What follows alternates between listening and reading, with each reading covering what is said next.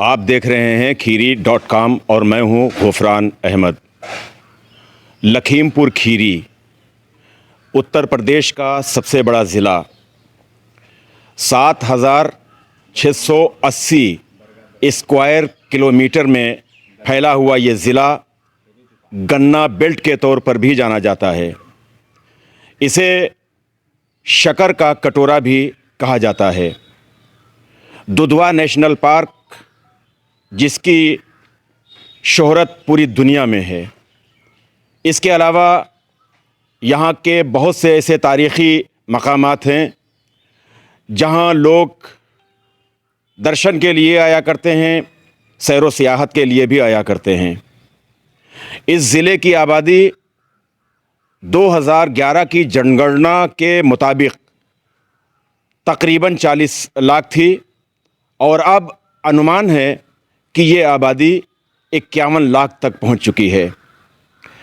ज़िले में 8 विधानसभा क्षेत्र हैं, जिनमें 5 विधानसभा क्षेत्र खीरी लोकसभा में शामिल हैं और 3 विधानसभा क्षेत्र धौरारा लोकसभा क्षेत्र में शामिल हैं। नाज़रीन, आज हम खीरी लोकसभा क्षेत्र के इलेक्शन के हवाले से बात करने के लिए यहाँ पर हाजिर हुए हैं। आपको ये बता दें कि खीरी पार्लिमानी सीट से इस वक्त 11 उम्मीदवार किस्मत आजमाई कर रहे हैं। इनमें ख़ास भारतीय जनता पार्टी के अजय मिश्रा टैनी, जो कि केंद्र सरकार में गृह राज्य मंत्री भी हैं, समाजवादी पार्टी के उत्कर्ष वर्मा, जो कि पूर्व विधायक भी हैं, और बहुजन समाज पार्टी के अंशय कालरा, ये दिल्ली से आए हुए हैं। तो ये 3 ख़ास कैंडिडेट हैं। इन 3 ख़ास कैंडिडेट में भी आवाम का ये मानना है कि ख़ास मुकाबला भारतीय जनता पार्टी और इंडिया अलायंस के कैंडिडेट के दरमियान है।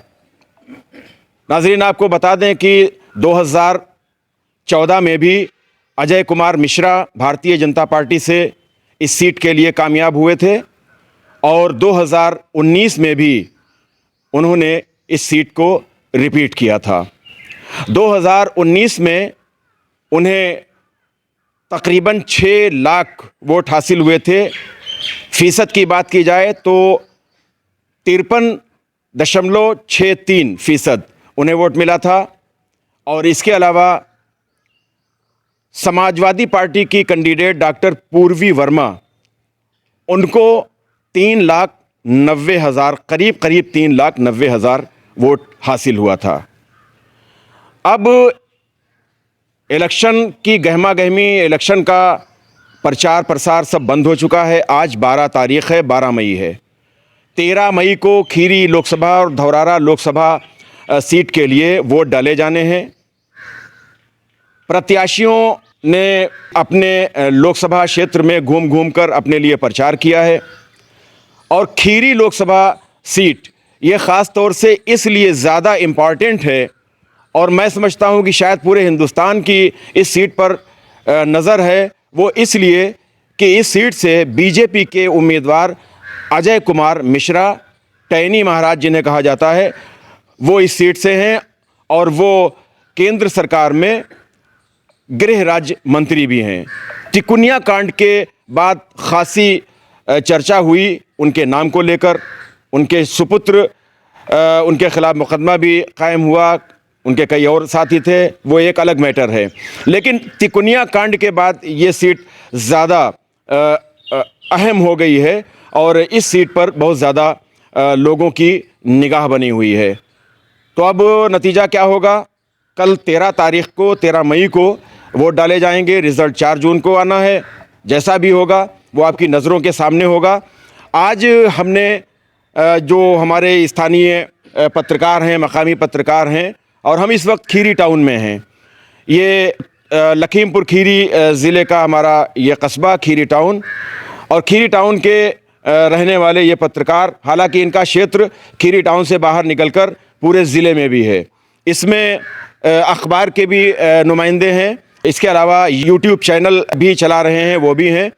तो इसमें तमाम पत्रकार और कुछ और जो मुअज़्ज़िज़ नागरिक हैं वो भी यहाँ पर मौजूद हैं। हमारा आज ख़ास का प्रोग्राम वो पत्रकार भाइयों से बात करना है, क्योंकि ये रोज़मर्रा, चूँकि ये न्यूज़ कवरेज करने के लिए सिर्फ यहीं खीरी टाउन तक ही नहीं बल्कि ज़िले के मुख्तलिफ़ मकामात पर भी जाते हैं। ये लोग क्या देखते हैं पिछले 1 महीने के अंदर कमोबेश जब से चुनाव का ये सिलसिला शुरू हुआ, चुनावी मुहिम शुरू हुई, इन्होंने क्या क्या देखा, और अब जब एक दिन या महज मान के चलिए कि 20 घंटे बाकी रह गए हैं वोटिंग में, तो अब क्या इनका नज़रिया है, क्या इन्होंने नतीजा निकाला है, इन्हीं से बात करते हैं। और सबसे पहले बात करते हैं बहुत ही वरिष्ठ अधिवक्ता भी हैं और वरिष्ठ पत्रकार भी हैं, मोहम्मद सईद खान एडवोकेट साहब। सईद भाई, बताइए कि खीरी लोकसभा सीट पर बहुत कुछ आपने देखा है, चुनावी मुहिम भी देख रहे हैं, और आप लखीमपुर में भी आपका कम से कम 10 घंटा गुजरता है। कचहरी में चूँकि आप अधिवक्ता हैं, कचहरी में भी रहते हैं, कचहरी में तमाम दुनिया भर की बातें सब होती हैं, तमाम सियासी हलचलें भी वहाँ पर हुआ करती हैं। तो क्या माहौल देख रहे हैं? देखिए, जहाँ तक इस बार का लोकसभा का चुनाव है वो पिछले 2 लोकसभा चुनाव 2014 और 2019 से बिल्कुल हट के नज़र आ रहा है। और अगर बात की जाए इस बार के चुनाव की, तो पूरी तरह से इंडिया गठबंधन और भाजपा आमने सामने है और चुनाव बहुत ही कंटेस्ट है। किसी के बारे में कोई राय देना आज की तारीख में संभव नहीं है। अगर बात की जाए इंडिया गठबंधन की, तो अगर जातगत आधार पर बात की जाए कि अपने उत्तर प्रदेश में जाति का आंकड़ा भी एक बहुत मायने रखता है, लोग अपनी जात की तरफ मुड़ जाते हैं चुनाव आते आते।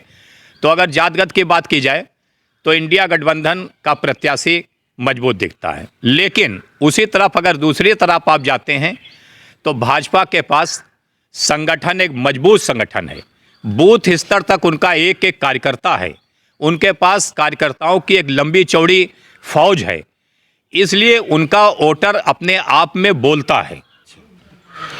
वकील साहब ने काफ़ी तफसील से बताया। हमारे साथ इस वक्त वरिष्ठ पत्रकार, डॉक्टर भी हैं और चिंतक भी हैं, डॉक्टर रईस साहब, डॉक्टर नज़र अंसारी साहब। डॉक्टर साहब से हम ये जानना चाहेंगे कि 14 में और 19 में एक लहर थी, मोदी लहर के नाम से। पहला सवाल यही है कि क्या इस बार किसी की कोई लहर है? देखिए, जहाँ तक लहर की बात आपने कही है तो जनता इस बार खामोश है। इस बार का जो इलेक्शन हो रहा है ये बिल्कुल अजीब ही इलेक्शन है। पूरे ज़िले की अगर बात करें तो पूरे ज़िले का भ्रमण करने से ये पता चला है कि जनता एकदम खामोश है। और ये खामोश क्यों है? क्योंकि उसको जो मसले अभी तक बताए गए हैं 2014 और 2019 में, शायद जनता उससे ऊपर उठकर सोच रही है, देश के मुद्दों को लेकर सोच रही है, बेरोज़गारी और महंगाई को लेकर सोच रही है। जनता की खामोशी है, तो खामोशी इस बात की दलील है कि कुछ न कुछ बदलाव चाहती है जनता में। ये है, वैसे टक्कर तो कांटे की है, 4 तारीख को ही रिजल्ट क्या होगा पता चलेगा। लेकिन जनता की जो खामोशी है और जनता के सोचने का नज़रिया है, तो शायद वो मंदिर, मस्जिद, जाति, धर्म, इनसे ऊंचे उठकर लोकतंत्र को मजबूत मानते हुए, लोकतंत्र को सर्वोपरि मानते हुए वोट करना चाहती है। इसीलिए लहर दिख नहीं रही है और ये खामोशी किसी तूफान की अलामत लगती है। नेशनल इश्यूज़ जो हैं, जैसे महंगाई है, बेरोज़गारी है, तमाम इस तरह के मुद्दे हैं। कुछ मकामी भी इश्यूज़ हैं, जैसे अभी तक 50 लाख की आबादी वाला ज़िला है और कोई भी हृदय रोग विशेषज्ञ यहाँ पर नहीं है, डॉक्टर नहीं है कोई। और इसके अलावा और बहुत सी बाढ़ की समस्याएं हैं, तमाम और भी मसले मसाइल हैं। इसके बारे में क्या कहना चाहेंगे कि क्या नेशनल इश्यूज़ के साथ साथ लोकल इश्यूज़ भी इस चुनाव में एक वोटरों के जहन में ये बात रहेगी? बिल्कुल, वोटरों के जहन में ये है कि जो लोकल इश्यूज़ हैं वो जहन में है। बाढ़ की समस्या बहुत पुरानी है और हर बार नेतागढ़ उसे देखते रहे हैं और उसको चुनाव का मुद्दा मानते रहे हैं, लेकिन उस तरफ ध्यान किसी का नहीं गया। हृदय डॉक्टर ना होना ये बहुत बड़ी मेजर समस्या है इस ज़िले की। उसके अलावा अगर हम कस्बे की बात करें तो कस्बे में एक रेलवे स्टेशन हुआ करता था, वो हार्ट में तब्दील हो गया है और उसकी इन दिनों काफ़ी स्थिति जर्जर है। वहाँ पर टिकट कलेक्टर नहीं होता, टिकट बांटने वाला जो बाबू होता है वो भी नहीं होता। समस्याएं हैं कस्बे की भी। तो इन इश्यूज़ को लेकर भी जनता देख रही है और इस बार का जो लोकसभा का चुनाव है ये बहुत ही महत्वपूर्ण इसलिए भी हो रहा है क्योंकि लोकल इश्यूज़ इश्यूज़ पे जो बात करेंगे, मुझे लगता है कि जनता उन्हीं बातों को ध्यान में रखते हुए चुनाव करेगी और अपने मनपसंद सरकार बनाएगी। नाजरीन, इस वक्त हमारे साथ हैदर हुसैन मंटू के नाम से मशहूर हैं और काफ़ी सीनियर हो चुके हैं पत्रकारिता में भी। और हैदर हुसैन पत्रकारिता के क्षेत्र में ये एक पुराना नाम हो चुका है।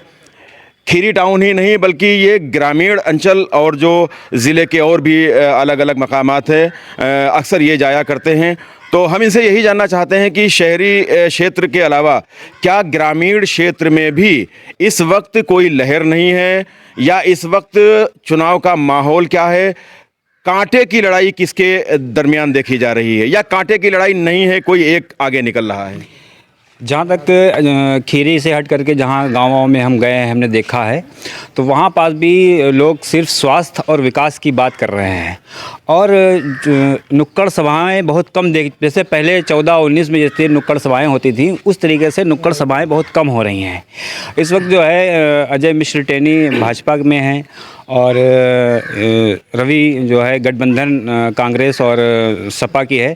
तो इन दोनों में बड़े कांटे की टक्कर है और इन दोनों में कुछ कहा नहीं सकता है। वोटर अपने आप बहुत सिमटा हुआ है, कुछ बोल नहीं रहा है। अब ये बोलने का तरीका जो है अब कल पता चलेगा, वोट डाल करके लोग करेंगे तब मालूम होएगा कि लोगों का रुझान किधर था। विकास और स्वास्थ्य मेन उनका मुद्दा है। विकास और स्वास्थ्य ये मेन इश्यूज़ बताए हैदर साहब ने। नवाज़ रिजवी अखबार से भी वाबस्ता हैं और इसके अलावा इनका एक अपना यूट्यूब चैनल भी है, नवाज़ग्राफ़ी। मैं गुजारिश करूंगा कि आप उसे सब्सक्राइब भी कीजिएगा। तो नवाज़ साहब से हम ये जानना चाहेंगे कि ये जो एक 5 किलो राशन वाला इशू है, क्या कुछ ये काम इस बार कर पाएगा, या ये काम करता हुआ ज़्यादा नहीं दिखाई पड़ रहा है? क्योंकि लोगों का ये कहना है कि 5 किलो राशन ही सिर्फ काफ़ी नहीं है ज़िंदगी गुजारने के लिए। ज़िंदगी गुजारने के लिए और भी बहुत से दूसरी चीज़ें दरकार होती हैं, जिसके लिए रोज़गार नहीं है, महंगाई है, वगैरह वगैरह। आप चूँकि काफ़ी निगाह रखते हैं, नज़र रखते हैं और आप आया जाया करते हैं इलाके में, क्या देखा है आपने? देखिए, रही बात 5 किलो राशन की, तो 5 किलो राशन से यही कह सकता है इंसान की मानसिक अपाहिज बनाने का एक काम है। रही बात सरकार के जो बड़े बड़े दावे थे, चाहे वो शिक्षा के प्रति हो, रोज़गार के प्रति हो, महंगाई के प्रति हो, कहीं ना कहीं सरकार फेल होती नज़र आई अपने ही दावों के ऊपर। और जैसे कि लोकसभा 28 खीरी से इंडिया गठबंधन से उत्कर्ष वर्मा और बसपा से अंशय कालरा और भारतीय जनता पार्टी से अजय मिश्र टेनी, ये 3 लोग हैं, लेकिन गठबंधन कहीं ना कहीं अपना पैर पसारता हुआ यहाँ के ऊपर दिखाई दे रहा है। लेकिन अंशय कालरा के आने से ये है कि अगर सिख समुदाय का वोट वो अपनी तरफ बटोर दे तो कहीं ना कहीं, मेरा जो अनुमान है, तो इसका कहीं ना कहीं नुकसान इंडिया गठबंधन को पहुँच सकता है। और अगर दलित वोट समेट लिया, नहीं देख, जो कि दलित वोट पिछले इलेक्शन में 2019 में भारतीय जनता पार्टी के कैंडिडेट के साथ चला गया था। देखिए, भारतीय जनता पार्टी के आने के बाद कहीं ना कहीं बसपा का अस्तित्व खत्म होता नजर आया, लेकिन अंशय कालरा के आने के बाद धीरे धीरे जुड़ता हुआ आदमी दिखाई दे रहा, दलित समाज का भी, सिख समाज का भी। तो कहीं ना कहीं मेरा जो अनुमान है, इंडिया गठबंधन को इसका नुकसान पहुंच सकता है। तो क्या त्रिकोणीय संघर्ष हो सकता है? नहीं, त्रिकोणीय नहीं होगा संघर्ष। लड़ाई जो दिख रही है वो सीधी सीधी दिख रही है इंडिया गठबंधन के प्रत्याशी उत्कर्ष वर्मा और अजय मिश्र टेनी के बीच भारतीय जनता पार्टी के जो प्रत्याशी हैं। लेकिन आप पिछला इलेक्शन, विधानसभा का इलेक्शन ही देख लीजिए, क्योंकि तिकोनिया कांड हुआ था, बड़ा चर्चित कांड था। ऐसा नहीं लग रहा था कि उधर की सीटें निकल जाएंगी, कि लगातार 8 की 8 सीटें यहाँ पे निकल गई थी भारतीय जनता पार्टी के। तो कहीं ना कहीं इंडिया गठबंधन का पैर पसार चुका है, लेकिन भारतीय जनता पार्टी के जो प्रत्याशी अजय मिश्र टेनी हैं, इन्हीं दोनों के बीच मेरे हिसाब से लड़ाई। और रही बात जनता की, तो जनता परिवर्तन का मन भी बना चुकी है, क्योंकि कहीं ना कहीं परेशान, हद से ज़्यादा हर घर का इंसान परेशान नज़र आ रहा है। रोज़ी रोज़गार को लेकर हो, चाहे महंगाई को लेकर हो, चाहे स्वास्थ्य के प्रति हो, सरकार कहीं ना कहीं फेल होती नज़र आई है अपने ही दावों। तो इसका असर पड़ेगा? जी बिल्कुल। हमारे साथ अशरफ खान साहब हैं। अशरफ खान साहब बहुत ही सीनियर पत्रकार हैं और इनका यूट्यूब चैनल KEP लाइव काफ़ी पुराना हो गया और इस नाम को लोग बहुत अच्छी तरह से जानते हैं। गुजारिश करेंगे कि आप इसे सब्सक्राइब भी कीजिए। तो अशरफ साहब, आप जिस जगह बैठते हैं, पूरी खीरी के अलावा आपका ताल्लुक़ गांव के बहुत से दर्जनों जो मवाज़ियात हैं, गांव हैं, वहाँ के लोगों से आपका ताल्लुक़ रहता है, आपके वहाँ रोज़ाना खुद ब खुद आया करते हैं लोग।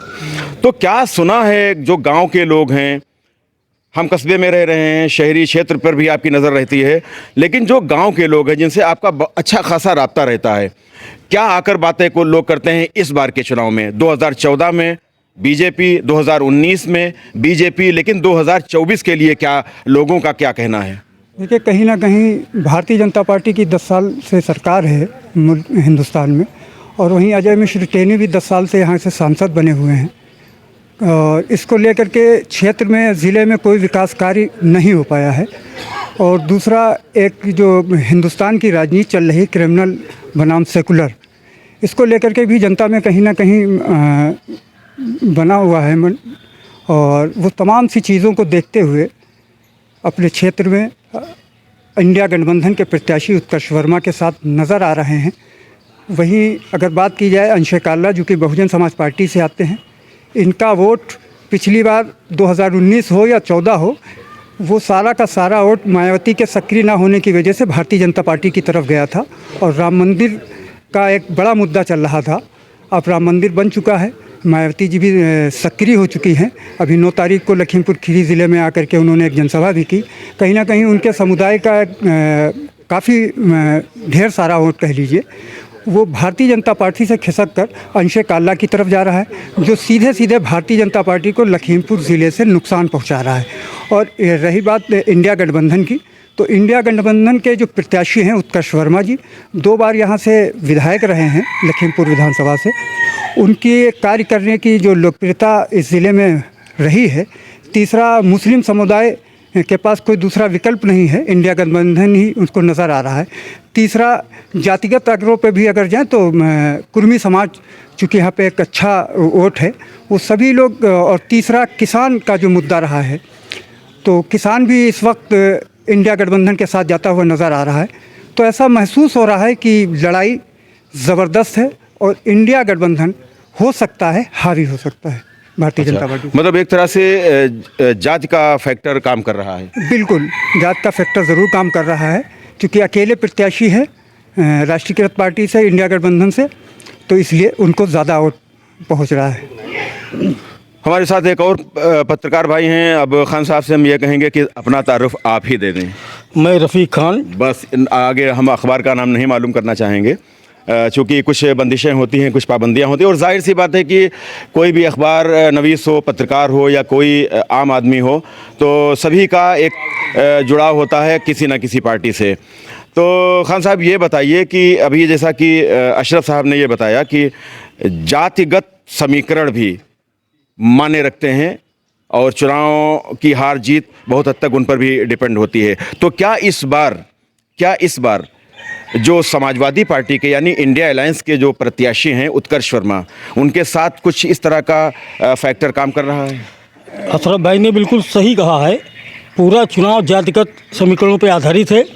और रही बात जातिगत की, तो मुस्लिम सिर्फ कांग्रेस की वजह से समाजवादी पार्टी में जा रहा है, वरना मुस्लिम ने पूरी तरीके से कांग्रेस की तरफ अपना रुख मोड़ लिया था। अच्छा। और इस देश को पूरी तरीके से गुमराह किया जा रहा है झूठ के सहारे।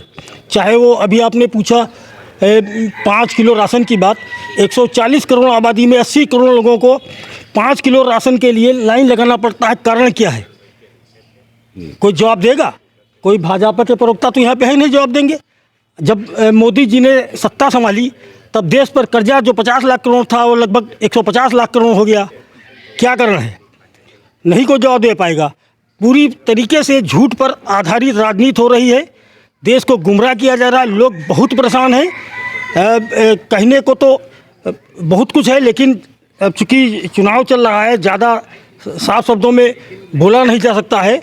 देश को बर्बादी के रास्ते पर लिया जा रहा है। क्या नेताओं की जो लफाजी है, नेताओं की जो जुमलेबाजी है, इससे लोग अब वाकिफ़ हो चुके हैं? अरे जुमलेबाजी तो है। ये सवाल पूछा जाता है कि इंडिया गठबंधन का प्रधानमंत्री कौन? मैं सवाल करता हूं कि आप वोट देंगे, इतने लोग खड़े हैं, वोट देंगे, वोट क्या प्रधानमंत्री को देंगे? आप एक सांसद चुनेंगे, सांसद का अधिकार है लोकसभा में प्रधानमंत्री को चुनना। गुमराह तो जनता किया जाता है। मुकाबला आप कैसा मान रहे हैं?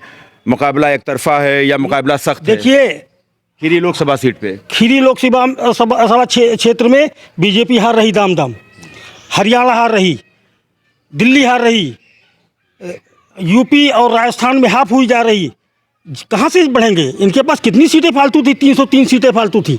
ये 100-150 सीटें ही पिछड़ रहे हैं। लेकिन अब चूंकि इनके पास पूरा तंत्र है, झूठ प्रचार करने का मीडिया इनके पास है, प्लेटफॉर्म इनके पास है, इसलिए इंडिया गठबंधन के पास कोई प्लेटफॉर्म ऐसे नहीं जो अपनी सच्चाइयों को उजागर कर, सच्चाई को प्रकाशित कर सके, पहुँचा सके लोगों। इसमें इंडिया गठबंधन फेल है, वरना पूरी तरीके से दाम हार रहे हैं चुनाव। खान साहब ने ये बताया कि जो जिस तरह से अवाम में तमाम परेशानियां रहीं पिछले 10 सालों में और जुमलेबाजी होती रही, लोग परेशान हैं। और चूँकि आज हम खीरी लोकसभा सीट के हवाले से बात कर रहे हैं, लेकिन ये भी सही है कि नेशनल के इशू अगर इस पर बात की जाए तो सभी को मालूम है कि आज के हालात क्या हैं, दिल्ली हो चाहे यूपी हो चाहे हरियाणा हो या कोई भी स्टेट हो। हमारे साथ इस वक्त बहुत सीनियर जर्नलिस्ट हैं सैयद सलमान रिजवी साहब। सैयद साहब, बताइए कि माहौल क्या दिखाई दे रहा है? बहुत बहुत शुक्रिया आपका और आपके चैनल का हमारी तरफ से, आपने मुझको बुलाया। इस बार जो सबसे ख़ास बात है वो ये है कि पूरे इलेक्शन में एक अजीब खामोशी है। किसी भी समाज का आदमी जो वोटर है वो बोल नहीं रहा है। और जब बुज़ुर्गों ने ये कहा कि खामोशी तूफ़ान की आमद की दलील होती है, तो ये कहा जा सकता है ये खामोशी कुछ ना कुछ गुल खिलाएगी। और खीरी लोकसभा सीट पर भी मुकाबला ये नहीं कहा जा सकता है कि कोई एक तरफा निकल रहा है, मुकाबला सख्त है, इसी का नाम इलेक्शन है। तो जो गुल खिलाएगी तो वो गुल क्या हो सकता है? वो गुल के मतलब ऐसे फूल, जाफरानी रंग हो सकता है उसका, या फूल ऐसे खिलेंगे, क्योंकि इस बार जहाँ तक अलग अलग जानकारी की जाती है तो जितने वोटर हैं वो इस बार इंसानियत के पक्ष में अपना वोट करेंगे। वो हर शख्स ये चाह रहा है कि गांधी के आदर्शों को ज़िंदा रखा जाए, राम मनोहर लोहिया के उसूलों को कायम रखा जाए और झूठ फरेब की सियासत ना हो, विकास की बात करने वालों को मुंतखब किया जाए, उसूल ज़िंदा रहें, जुल्म का ख़ात्मा हो, इंसानियत सर्वोपरि मानी जाए। और सबसे पहली चीज़ ये है कि सबसे बड़ी चीज़ ये है कि इंसाफ कायम रहे। इंसाफ कायम रखने के लिए इंसान हर उस शख्स के ख़िलाफ़ वोट करेगा जो फ़िरका परस्त है, ख्वाह वो किसी भी राजनीतिक दल का हो। अगर फ़िरका परस्त है तो इस बार वोट हर वर्ग, हर समाज का शख्स फ़िरका परस्त ताकतों के ख़िलाफ़ अपना वोट करेगा, इंसानियत के पक्ष में करेगा, उसूलों को कायम रखने के लिए करेगा। सबसे ख़ास बात यह है कि हर शख्स ये चाह रहा है कि इस वतन अज़ीज़ में अवाम सलामत रहे, अमन व शांति सलामत रहे और भीमराव अंबेडकर का लिखा हुआ संविधान भी सलामत रहे। बहुत शुक्रिया सलमान साहब। हमारे साथ अधिवक्ता और पत्रकार विमलेश जी हैं। और विमलेश, ये बताइए कि नेशनल इश्यूज़ जो हमने बताया कि वो तो महंगाई, बेरोज़गारी और तमाम दुनिया भर की तमाम ये चीज़ें हैं। एक बात ये भी निकल कर सामने आ रही है, बल्कि पार्टी के लीडरान का भी ये कहना है कि इस बार चुनाव नेता नहीं जनता लड़ रही है। आपको क्या दिखाई पड़ रहा है? आपका ताल्लुक़ लखीमपुर से भी रहता है, आप कचहरी में भी रहते हैं, पत्रकार भी हैं, तो आप क्या देखते हैं कि क्या इस बार किस करवट ऊट बैठेगा? 2014-2019 बीजेपी के हिस्से में ये सीट गई, ज़िले की 8 विधानसभा सीटें वो बीजेपी के पास हैं, खीरी लोकसभा सीट में 5 विधानसभा सीटें आती हैं वो भी बीजेपी के पास हैं। तो एकदम क्या लगता है कि जो 2022 का विधानसभा का चुनाव हुआ उसका जो रिज़ल्ट आया कि सारी की सारी सीटें बीजेपी के पास गईं, इसमें क्या दिखाई पड़ता है? देखिए, जहाँ तक हमारा मानना है तो इंडिया गठबंधन इस बार काफ़ी मजबूत दिखाई दे रहा है। उसके कारण बहुत से कारण हैं कि जो हमारा कांग्रेस में जो अभी तक वोट जाता था, जैसे इससे अभी मान लीजिए गठबंधन ना होता तो जफ़र अली नकवी साहब भी चुनाव लड़ते थे, तो जो वोट उधर कन्वर्ट हो जाता था, ट्रांसफ़र हो जाता था, वो भी इस समय हमारे इंडिया गठबंधन यानी कि जो समाजवादी पार्टी से प्रत्याशी गठबंधन से उत्कर्ष वर्मा जी लड़ रहे हैं उन्हीं के पक्ष में जाएगा। तो वोट जो उधर कन्वर्ट होता था वो इधर हमारा वोट प्लस हो जाएगा। और जहाँ तक भाजपा के प्रत्याशी की बात कही जाए तो लगभग तिकोनिया कांड से जो भी सरदार था जो उनसे नाराज़ था, वो भी हमारा ये मानना है कि वो इंडिया गठबंधन में ही वोट करेगा, ना कि अंशय कालरा जो कि बहुजन समाज पार्टी से चुनाव लड़ रहे हैं।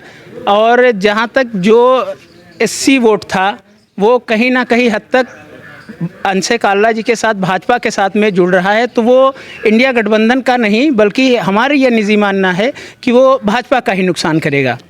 जिससे इंडिया गठबंधन की जो सीट जो उत्कर्ष वर्मा जी हैं वो काफ़ी मजबूती से चुनाव लड़ रहे हैं। चूँकि अभी तक जो इलेक्शन बाकी आपने बताए होते आए हैं उसमें जो SC वोट था वो सब भाजपा में कन्वर्ट हो चुका था, क्योंकि कोई ऐसा प्रत्याशी भी नहीं था। और अब जो अंशय कालरा जी आए हुए हैं तो कहीं ना कहीं हद तक जो भाजपा का बेस वोट था वो कहीं ना कहीं हद तक भाजपा में फिर से वापसी की है। और ये वापसी करने का मतलब ये कि अगर भाजपा का प्रत्याशी अच्छा चुनाव लड़ जाता है तो कहीं ना कहीं इंडिया गठबंधन की सीट उत्कर्ष वर्मा की सीट निकलती हुई नज़र आ रही है। और कोई भी चुनाव इस बार आप देख रहे हैं कि जनता कहीं भी कोई भी खुल के कुछ बात नहीं कर रही कि हम किसको वोट देंगे या किसको नहीं देंगे।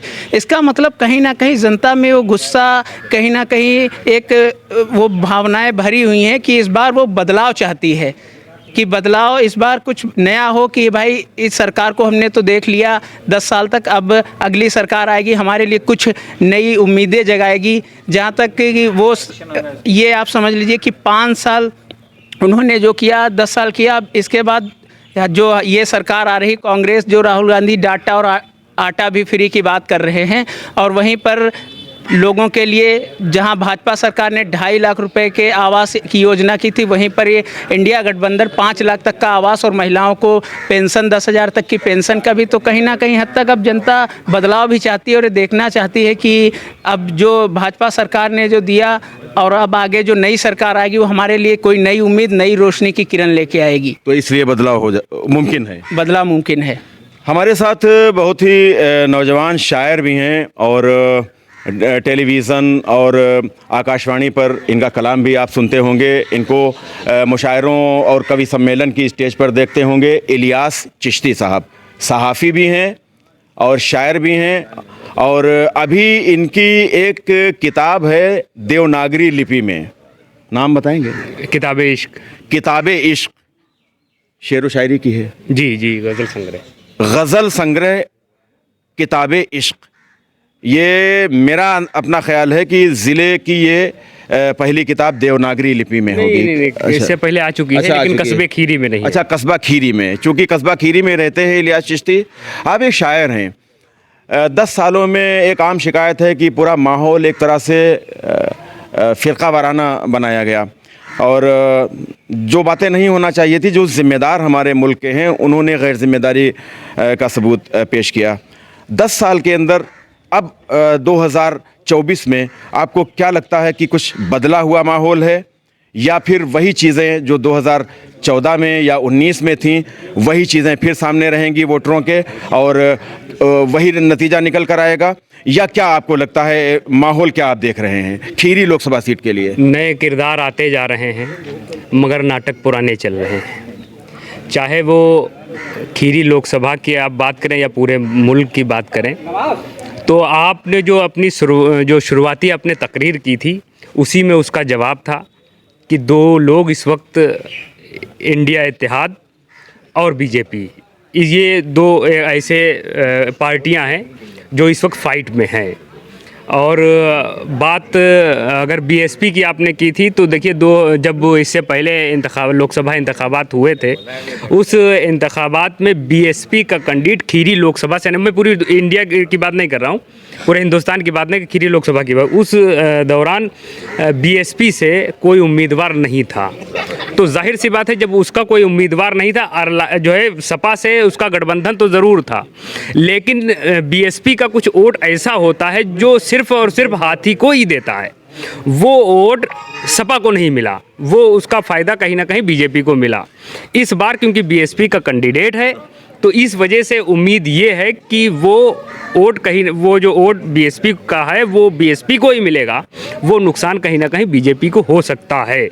सपा भी यानी कि इंडिया इत्तेहाद भी अपनी मजबूती के साथ चुनाव लड़ रही है। उसके पास अपने जो उनका मैनिफेस्टो है उस मैनिफेस्टो के आधार पर चुनाव लड़ रही है। बीजेपी है, बीजेपी के अपने मुद्दे हैं उस पर वो चुनाव लड़ रही है। और ये तो आने वाला वक्त ही बताएगा कि कौन कितने पानी में है, लेकिन फैसला तो कल बंद हो जाएगा। सारी जो है ईवीएम मशीन में कल सबकी किस्मत बंद हो जाएगी, फिर उसके बाद फैसला 4 तारीख को ही कहा जाए। ये तो खैर अपनी अपनी कयास आराइयाँ हैं, लोग अब अनुमान लगाते हैं कि फला जीत रहा, लेकिन मैं इस बात से इत्तेफाक नहीं रखता, क्योंकि जब 4 तारीख होगी तब फैसला ये आएगा। और यहाँ पर जितने भी लोग हैं, यहाँ पर ये लोग हैं तकरीबन यहाँ पर सामान्य वर्ग के लोग हैं, चाहे विमलेश शर्मा हो या दीगर जो भी लोग हैं, तकरीबन सभी ने कहा कि इंडिया और बीजेपी, इंडिया इत्तेहाद और बीजेपी का मुकाबला है।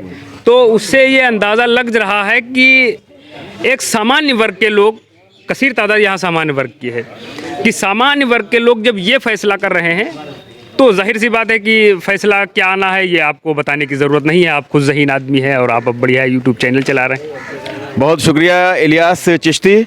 और नाजरीन, हम इस वीडियो को ख़त्म कर रहे हैं और हम ये समझते हैं कि चूँकि कल 13 मई को वोट डाले जाएंगे और 2 हमारे दरमियान बहुत ही सीनियर एडवोकेट साहब हैं, पत्रकार भी हैं, और उनसे हम ये चाहेंगे कि वोटरों के लिए 13 मई को कुछ ज़रूर कहें। देखिए, पूरे जनपद वासियों से और ख़ासकर अपने कस्बा वासियों से मेरी अपील है कि मतदान अवश्य करें। पहले मतदान करें, फिर जलपान करें। एक मजबूत लोकतंत्र, मजबूत स्वस्थ लोकतंत्र के लिए मतदान आवश्यक है और मतदान हमारा अधिकार है। डॉक्टर साहब जी, ये लोकतंत्र का चुनाव है, लोकतंत्र का महापर्व है। इसमें प्रत्येक नागरिक की जिम्मेदारी है कि वो अपनी इसमें भागीदारी निभाए, इस लोकतंत्र के महापर्व में भागीदारी निभाए। 13 तारीख को होने वाले चुनाव या पूरे देश की मैं जनता से अपील करना चाहूँगा, जिसके क्षेत्र में जो तारीख निर्धारित की गई है उस तारीख को मतदान केंद्र पहुँचें, अपने साथियों को और घरवालों को भी ले जाएँ। लोकतंत्र की मजबूती के लिए, देश की खुशहाली के लिए और अपनी मनपसंद सरकार के लिए वोट ज़रूर डालें, वोट ज़रूर डालें और ज़रूर डालें। बहुत शुक्रिया। सलमान साहब जी, हमारा यही पैगाम है, जहाँ जहाँ भी वोटिंग की डेट आए तो जितने भी वोटर हैं उनको वोट डालना चाहिए। और जैसा कि अभी वकील साहब ने कहा कि आप चाय नाश्ता भी बाद में करिए और ज़िम्मेदारी के साथ में अपने पड़ोस में आसपास जितने वोट ज़्यादा से ज़्यादा डलवाए जाएं। वोट हमारा वो अधिकार है, ये हक हमारा है कि इसी में इतना इंसाफ अभी भी बाकी है इस कलयुग में कि पूरे मुल्क हिंदुस्तान में हर शख्स का वोट एक ही गिना जाता है, एक हमारा भी गिना जाता है। यही हमारी तलवार है, यही हमारा हथियार है। वोट की चोट बहुत काफ़ी होती है पूरे निज़ाम को बदलने के लिए, बदलाव लाने के लिए, जुल्म के ख़िलाफ़, ज़्यादती के ख़िलाफ़, इंसानियत को कायम रखने के लिए। ये हमारा हक़ है। अगर हमने वोट ना डाला तो फिर हमको दूसरे से जब हमारे हुकूक पामाल किए जाएं तो शिकवा करने का भी कोई हक़ नहीं होना चाहिए, क्योंकि अपना हक़ जब हमने खुद ही ख़त्म कर दिया। लिहाजा हमारी अपील है सबसे कि वोट ज़रूर डालें। यही हमारा बहुत कीमती एक हक़ है हिंदुस्तान के अंदर, और जिससे तमाम तरह के बदलाव आते हैं। हमारे तमाम तरह की जो पॉलिसी हैं उनको कायम रखने के लिए, इंसानियत को ज़िंदा रखने के लिए, अमन और शांति बनाए रखने के लिए, बदलाव लाने के लिए, जिसको भी पसंद कर रहा, जिसके भी फेवर में जो देना चाहे वोट, जिसको अच्छा समझ रहा, इंसानियत जिसके अंदर देखे, जिसके अंदर विकास का जज्बा देखे, जुल्म ज़्यादती ना देखे, क्योंकि जुल्म की टहनी कभी फलती नहीं, नाव कागज़ की कभी चलती नहीं। जालिमों के ख़िलाफ़ वोट डालना चाहिए, ख्वाह वो कोई भी हो, और वोट ज़रूर डालना चाहिए। यही हमारा एक अनमोल अधिकार है, हमारा हक़ है। बहुत शुक्रिया। विमलेश, क्या कहेंगे वोटरों से? आने वाली 13 तारीख को सभी लोग वोट करें, और वोट करना बहुत ही महत्वपूर्ण और बहुत ही ज़रूरी होता है, क्योंकि ये आने वाले 5 सालों में आपके साथ क्या क्या होना है, क्या क्या आपको सुविधाएं मिलनी, क्या क्या फ़ायदे, क्या क्या बहुत कुछ सब वोटों पे ही डिपेंड करता है।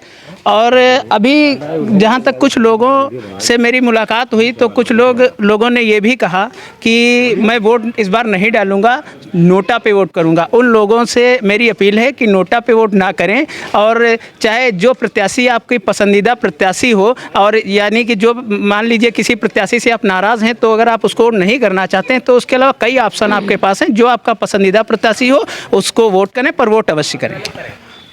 बहुत शुक्रिया तमाम पत्रकार भाइयों का। और हमने आज आपको खीरी लोकसभा सीट पर जो इलेक्शन होने वाला है 13 मई को यानी कल, उसके हवाले से हमने बात कराई। तमाम पत्रकारों ने अपने विचार रखे और जाहिर सी बात है कि पत्रकार समाज का आईना होते हैं। समाज में जो कुछ देखते हैं वही ये बताते हैं। जो कुछ भी इन्होंने देखा है वो बताया है। इनके उसमें अपने ख़यालात मेरा ख़्याल है कि नहीं शामिल हैं, क्योंकि पत्रकार बिल्कुल एकदम गैर जानिबदार होता है, निष्पक्ष होता है।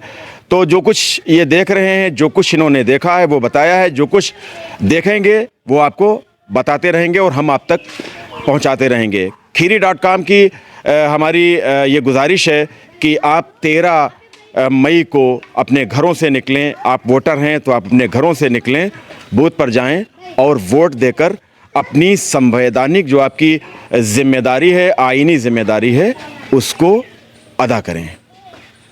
अगर ये वीडियो पसंद आए तो आप इसे शेयर करें, लाइक करें। बहुत मोहब्बत के साथ गुजारिश की खीरी.com को सब्सक्राइब करें। कैमरा पर्सन मोहम्मद शाहान रज़ा के साथ गफरान अहमद को इजाज़त दें। जय हिंद।